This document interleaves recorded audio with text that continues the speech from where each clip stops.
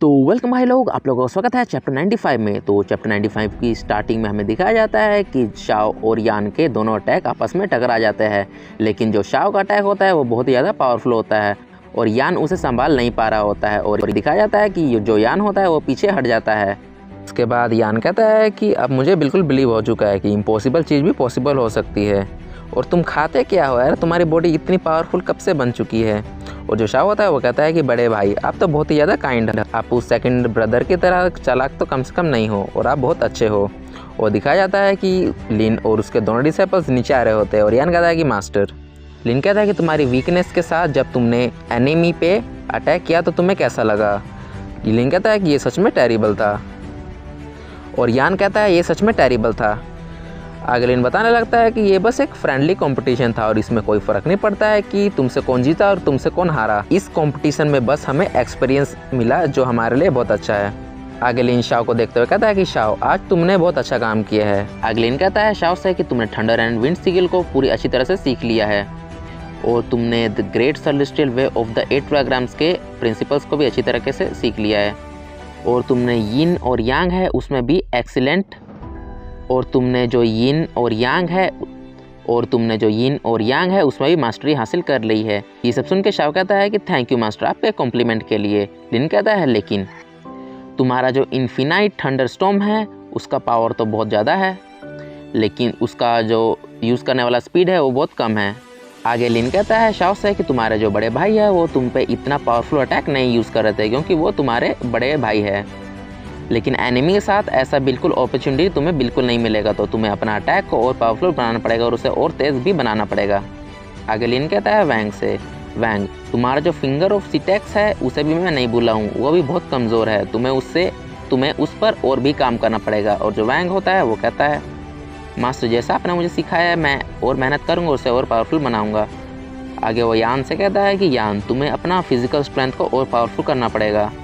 आगे वो बताने लगता है कि लेकिन अगर वैंग फाउंडेशन इस्टेब्लिशमेंट स्टेज पर पहुंच गया तो तुम दोनों के लिए एक बहुत बड़ा चैलेंज होगा उसे हराने का। शाओ कहता है कि मास्टर हम लोग समझ गए हैं।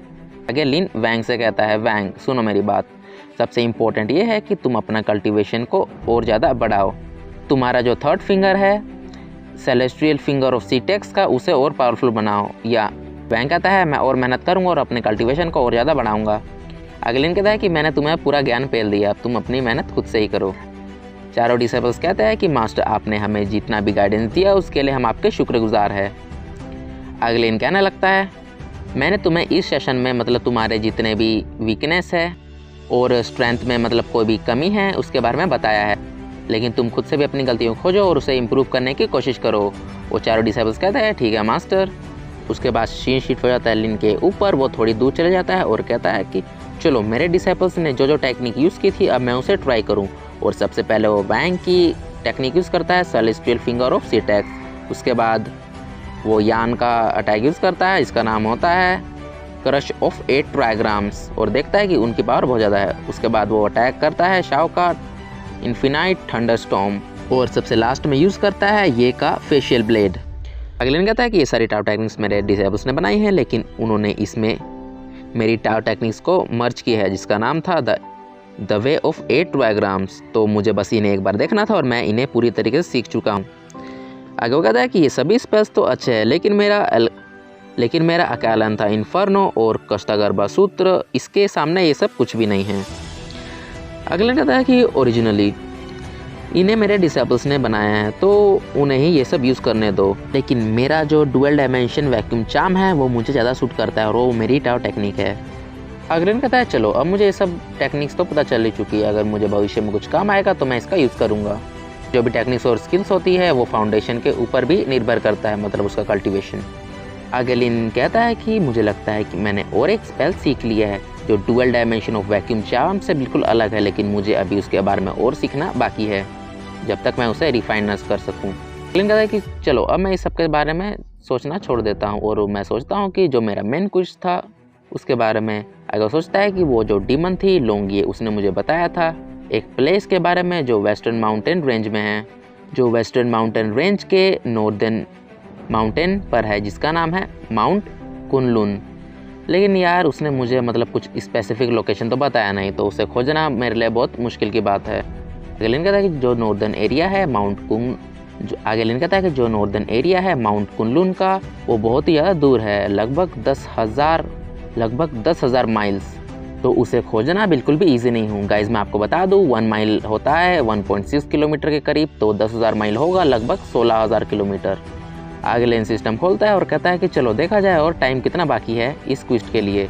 और लिन सिस्टम खोलता है और सिस्टम में लिखा होता है कि आपका ऑफिशियल, और सिस्टम में लिखा होता है कि मेन क्विस्ट 1.2, आपको अपने सेक्ट के लिए एक ऑफिशियल जगह खोजनी होगी।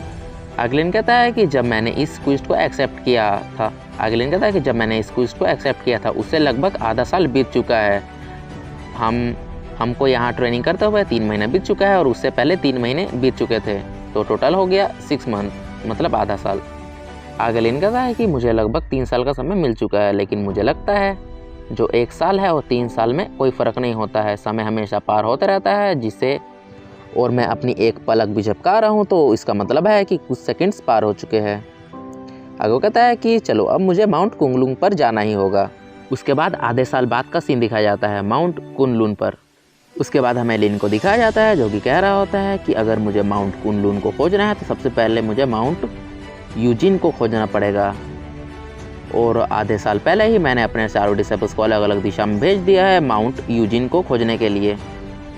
अगलिन सोचता है काश उस लोंगिया ने मुझसे झूठ ना बोला और सच में ऐसी जगह है। उसने मुझसे कहा था कि अगर मुझे माउंट कुनलुन को खोजना है जो कि नॉर्थ वेस्ट में है द ग्रेट हैंगडुआन माउंटेन्स में, तो सबसे पहले मुझे माउंट यूजिन को खोजना पड़ेगा।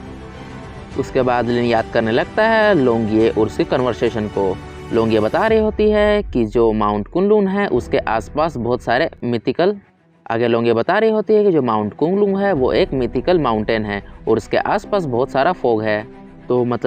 तो इस वजह से उस माउंटेन को खोजना बिल्कुल भी आसान बात नहीं है। लिन कहता है लोंगिये से कि मैं उस माउंटेन को कैसे खोजूंगा। लोंगिये बताने लगती है कि जो माउंट यूजिन है वहाँ 8 साल पहले एक क्रैक बना था जिससे हम उस माउंटेन के ऊपर जा सकते थे, और जो लास्ट टाइम था माउंट यूजिन 58 ईयर्स पहले दिखा था।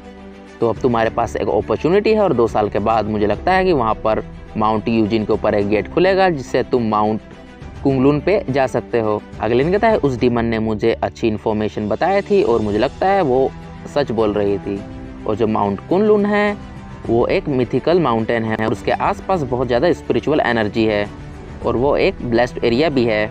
वहाँ पर कल्टीवेशन करना बहुत सूटेबल हो सकता है, लेकिन मुझे डर है कि मतलब जो मेजर फोर्सेस है उन्होंने वहाँ पर कब्ज़ा ना किया हो, मैं उन्हें हरा भी नहीं सकता। अगलिन परेशान होते हुए कहता है कि यार वो ब्लेस्ड एरिया मुझे प्लीज़ मिल जाओ यार। उसका सीन शिफ्ट हो जाता है उसके बाद सीन शिफ्ट हो जाता है एक विलेज के ऊपर जहाँ पर आग लगी हुई होती है। लिन कहता है अरे वहाँ पर क्या हो रहा है, और उसके बाद दिखाया जाता है कि एक फायर क्रो अपने मुंह से आग निकाल रहा होता है और जितने भी गांव वाले होते हैं वो कह रहे होते हैं हमारी मदद करो, ये मॉन्स्टर आज हमें मार देगा। और हमें उस कौवे को दिखाया जाता है, वो कौवा होता है जिसके मुंह से आग निकल रही होती है। लिन कहता है कि ओ ये तो एक फायर क्रो है, और जैसे ही फायर क्रो लिन को देखता है उस पर अटैक करता है। लिन उसे अपनी एक फिंगर से ही रोक देता है। ये सब देख के गांव वाले कहते हैं कि अरे उस ताविस्ट ने तो अपने एक ही मुंह से उसकी जितने भी आग था उसे रोक दिया, लगता है अब हम बच जाएंगे। वो टाविस्ट तो सच में एक इमोर्टल है जिसने हमें बचाया, थैंक यू टाविस्ट हमें बचाने के लिए, लोग कह रहे होते हैं लिन को। और जो कौवा होता है वो कहता है कि डैम तुम मेरे बीच में क्यों आ रहे हो, और मेरे जो यंग मास्टर है वो यहीं आसपास है, अगर तुमने मुझे चैलेंज किया तो वो आके तुम्हें यहीं मार देंगे। लिन कहता है ओ क्या तुम्हारे यंग मास्टर है। लिन कहता है कि ज़रूर कुछ ना कुछ साजिश तो है, ये क्रो ऐसे ही यहाँ पर अटैक नहीं कर रहा है, क्या हो सकता है कि ये भी माउंट यूजिन को खोज रहे होंगे। अगलिन कहता है उस कौवे से कि चलो अब तुम मुझे अपने मास्टर के पास ले जाओ। कौवा कहता है तुम बकवास ह्यूमन, क्या तुम मुझे रोकने की कोशिश कर रहे हो, और अपने का अटैक लिन की तरफ कर देता है जो कि बहुत पावरफुल दिख रहा होता है। अगलिन कहता है कि ये जो क्रो है इसके आसपास से जितना भी फायर निकल रहा है मुझे लगता है कि वो सब इसी फायर से मिलके अब इसका एक पार्ट बन चुके हैं, और इस कौवे ने उन्हें बिल्कुल अच्छी तरीके से रिफाइन किया है जिससे वो इसे अटैक में बदल सके। आगे लिन कहता है कि तुम बेकार कौवे, तुम्हारी वजह से आज बहुत सारे लोग मरे हैं और तुमने बहुत लोगों को मारा भी है, तो मैं अब तुम्हें बिल्कुल नहीं छोड़ना चाहता। आगे लिन अपना अटैक यूज़ करता है, इसका नाम होता है डुअल डायमेंशन वैक्यूम चार्म, और उसका जितना भी फायर होता है वो उस वैक्यूम के अंदर खींच लेता है। आगे क्रो हैरान हो जाता है और कहता है कि अरे मेरा फायर कहाँ चले गया, अरे ये सब क्या हो रहा है। लिन अचानक से उसके सामने आ जाता है और उसे पे मारता है, लेकिन वो भागने की कोशिश करता है। लिन कहता है कि तुम बिल्कुल नहीं बच सकते और अपना हेवनली केज मंत्रा सील यूज़ करता है, जिससे वो कौवा बिल्कुल भी नहीं भाग सकता और उस कौवे को अपने पास ले आता है। कौवा कहता है कि मुझे तुम जाने दो। लिन कहता है कि चुपचाप मुझे अपने मास्टर के बारे में बता दो और तुम यहाँ पर क्या कर रहे हो, तुम्हारा मतलब प्लान क्या है। आगे वो कौवा कहने लगता है कि ह्यूमन, तुम ऐसा करने की बिल्कुल कोशिश मत करो और तुम मुझसे कुछ भी उगलवा नहीं सकते हो और तुम ज़रूर मरोगे और नरक की आग में जलोगे। उसके बाद लिन अपने हाथ में फायर लाता है और कहता है कि ओ तुम इसी नरक की आग की बात कर रहे थे ना। कौवा रोने लगता है और कहता है कि प्लीज़ प्लीज़ मुझे बिल्कुल मत जलाना, मैं तुम्हें सब कुछ बता दूंगा। लिन कहता है कि चुपचाप आप मुझे बताओ। बताने लगता है कि हम माउंट कुंगलुन के नॉर्दर्न भाग से आए हैं और हम यहाँ माउंट यूजिन को खोजने के लिए आए हैं। लिन कहता है ओ तो तुम लोग माउंट कुंगलुन से आए हो, वो एरिया तो डिमोनिक बीच से भरा पड़ा है, लेकिन तुम्हारी इतनी हिम्मत हो कि तुम ह्यूमन के एरिया में आ सको। आगे जो कौवा होता है वो बताने लगता है कि हमारा ऐसा कोई इंटेंशन नहीं था, लेकिन जो हमारे लीडर है उन्हें एग्जैक्ट लोकेशन पता है माउंट यूजिन का। आगे लिन कहता है कि क्या तुम माउंट यूजिन के बारे में जानते हो। वो कौवा बताने लगता है कि मुझे तो बिल्कुल नहीं पता, लेकिन हमारे जो लीडर है उसे एग्जैक्ट लोकेशन पता है माउंट यूजिन का। तो गाइस इस के साथ चैप्टर खत्म, तो मिलता है एक और चैप्टर में, तब तक के लिए बाय बाय।